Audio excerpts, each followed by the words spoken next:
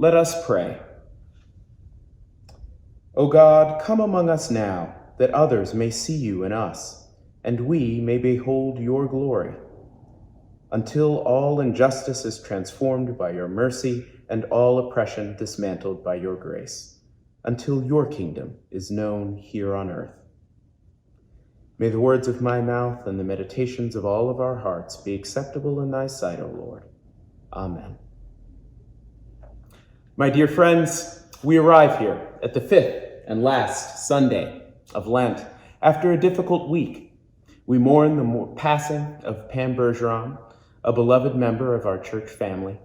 She and her husband, Mike, were married here at King's Chapel and raised their daughter, Caroline, in our church school. We surround Mike and Caroline with our love, even as we miss Pam's presence in our midst. We also grieve with the 8 people killed in the Atlanta shootings and the increased prejudice and violence faced by our Asian American communities across the country. How do we respond in the midst of our sorrow and grief when the mournful black and the penitential purple of Lent seem all too fitting?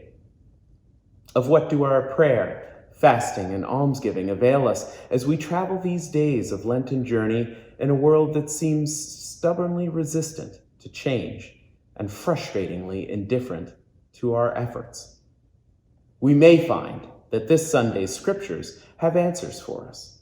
Indeed, on this last Sunday of Lent, we end as we began, with God speaking to us of covenant and love. On the first Sunday of Lent, we heard God speak to Noah of a universal covenant with all the earth. Today, the prophet Jeremiah gives us a God who speaks of a new covenant, one written into our very beings. I have put my teaching in their midst, says God, and on their heart I have inscribed it. And I will be their God, and they will be my people. And they shall all know me, from the least of them to their greatest. Today, the God who came to Noah on the ocean and Jesus in the river comes still closer to us in this world that seems so often a vale of tears. This God comes to us in our very hearts, bidding us to know God intimately. Maria Harris, in her book, Fashion Me a People, tells us that God is a hovering, indwelling presence, acting from within creation, renewing it, cherishing it, loving it. And when the creation being fashioned is a people, they must not think of themselves as separated from the source of life. Rather, they live and breathe and have their being through and with and in the divinity. In the words of the mystic Julian of Norwich, we are enclosed in God, and God is enclosed in us. It's a radical vision. But is this not the realization that we've been journeying toward? With a prayer that draws us closer to the divine? With a fasting that reminds us of our reliance on God's grace? With an almsgiving that strengthens our connection to creation, to our fellow creatures? Our Lenten theme this week, you'll find it in our Lenten guide. It's faithful citizenship. Our Lenten guide prompts us with the question, how can we live as a faithful citizen with integrity and character in an unpredictable and often unjust world? That is, how do we bring our faith into the public square to do that work of transformation we're called to, that we're called to as a people upon whose heart God has sealed a covenant of love? Harris tells us that the first thing to understand is that as a people made in the image of God, our vocation is to be in partnership with God, to fashion even as we are being fashioned, attempting to realize our fullness as this happens. And she tells us that we find the means of this fashioning in the core activities of the ecclesia, the church. The first time these core activities are named for us, says Mariah, is in the book of Acts. There we find in one place the most detailed description of the first Christian community doing what will in time become those core activities of the ecclesial ministry, of our ministry as church. Kerygma, proclaiming the word of Jesus, proclaiming that resurrection that we'll celebrate at Easter time. Didache, the activity of teaching. Liturgia, coming together in this space to pray. Koinonia, community. And diakonia, caring for those in need. Harris points us to that section of Acts which outlines these activities for us. And they continued steadfastly in the teaching of the apostles and in the communion, of the breaking of bread, in the prayers.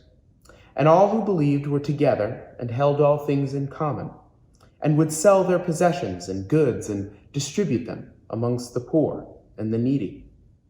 And continuing daily with one accord in the temple, breaking bread in their houses, they took their food with gladness and simplicity of heart, praising God and being in favor and communion with all the people. We have recourse to these activities, to teaching, to celebrating and worship, to being together as koinonia, as community. These are the core activities that constitute us as a church. We do not despair because we know that we travel the journey of repairing the breach together. We do the work individually. We do it in our individual prayer, in our individual fasting, in our individual charity or giving of alms. But we also do it as a community of faith. We do it as a corporate member of the wider community, as a corporate member of the public square. In this way, we're charged to be stewards of this community of faith. In May, we'll have our annual meeting. We'll discuss the budget. We'll discuss our priorities as a church. We'll evaluate the work that we've done, and we'll plan for the work that we continue to do. We do that work with our community action partners. We do it with Common Cathedral, making our sandwiches, worshiping with them on the square, joining in their liturgia, joining with them as part of a larger koinonia or community, recognizing that the Common Cathedral is our brothers and sisters in faith.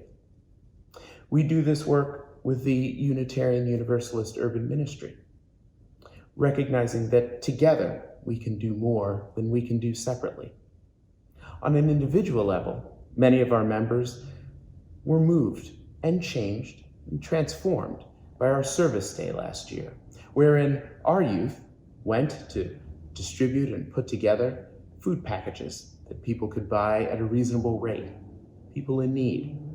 And afterwards, our youth learned from the youth of the UUM and their youth history program about Roxbury, about the house of worship that is there, that we used to package those goods, that maintains a history. With the Louis D. Brown Peace Institute, many of our members individually will go on that walk every May, a walk for justice, a walk to raise money for the work that the Louis D. Brown Peace Institute does among the community, to help people re-enter after they've been incarcerated, to help families mourn and grieve the loss of their young ones to violence. We do this work with them, and we reap an individual spiritual nourishment from that work. But we also do it with them as a church community. How do we fund this work? How do we fund the work of our partners? Those are questions that we must ask as we move forward. The journey that we're called to is one of transformation and change, not just of ourselves, but of our community, both here within the King's Chapel community and in the larger Boston community. We do this work as individuals. We bring our talents and our time and our treasure to this work as individuals, our architects, our money managers, our sandwich makers.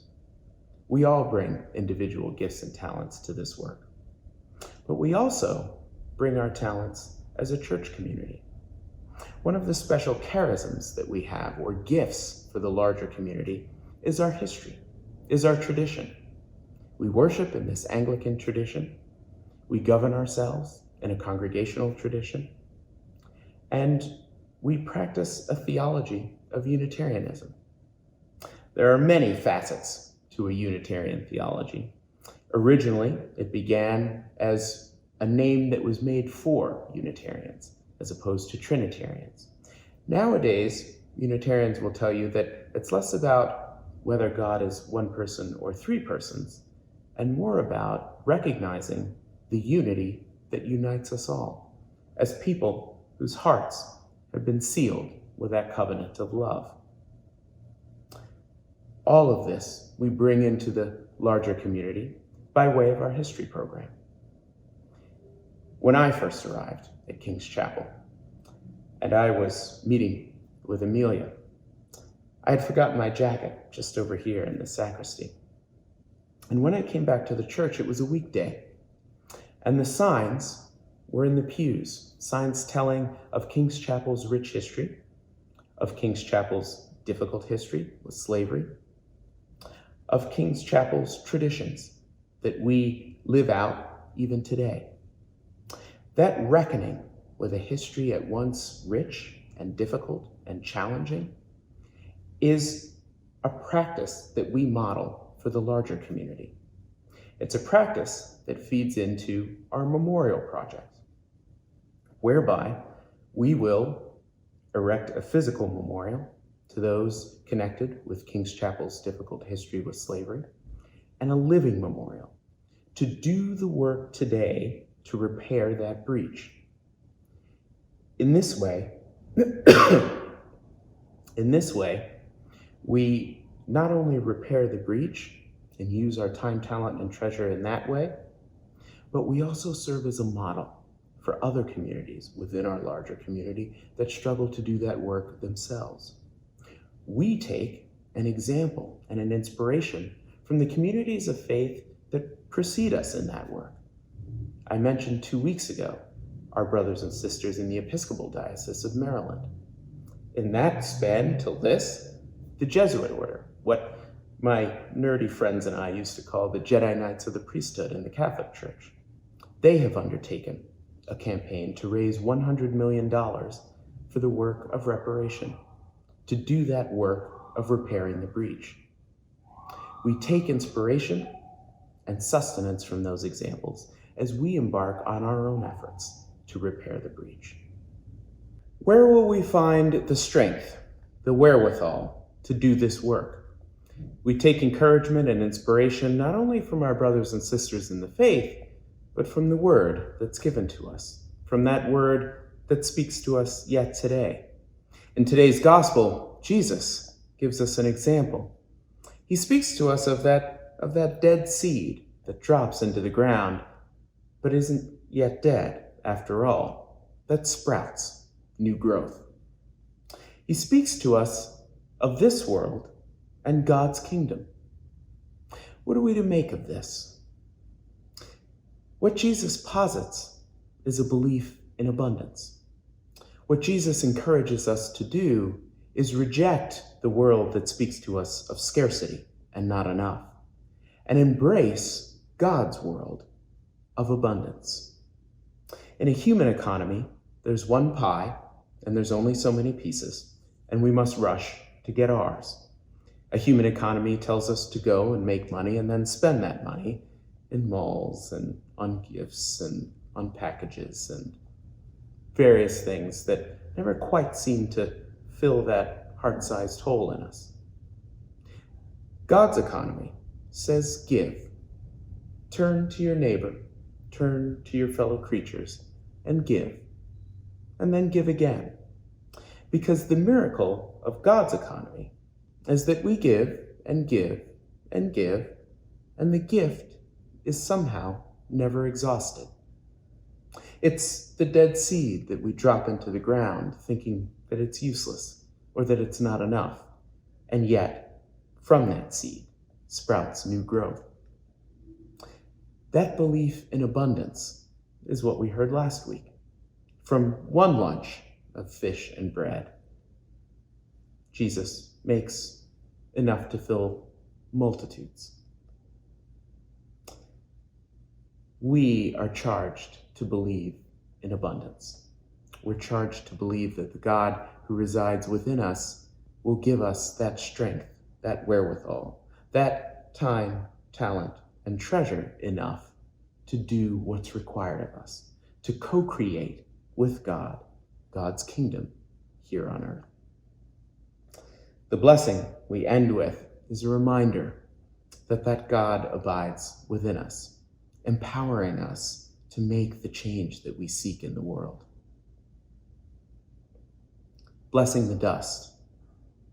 All those days you felt like dust, like dirt, as if all you had to do was turn your face toward the wind and be scattered to the four corners, or swept away by the smallest breath as insubstantial. Did you not know what the Holy One can do with dirt, with dust? This is the day we freely say we are scorched. This is the hour we are marked by what has made it through the burning. This is the moment we ask for the blessing that lives within, the ancient ashes that makes its home inside the soil of this sacred earth. So let us be marked not for sorrow, and let us be marked not for shame. Let us be marked not for false humility or for thinking that we are less than we are, but for claiming what God can do within dust, within the dirt, within the stuff of which the world is made, and the stars that blaze in our bones, and the galaxies that spiral in the smudge that we bear. Dear friends, the God who speaks to us of a covenant of love written in our very hearts, the Jesus who speaks to us of that dead seed from yet which more growth will come. These speak to us of abundance, if we but have the courage to believe in it. Would that our Lenten journey this year has opened us to those possibilities. Would that we carry those possibilities and the faith in them into our deliberations as we decide how to move forward as individuals and as a community of faith, as a church, as ecclesia, to do God's work here in the world. May it be so.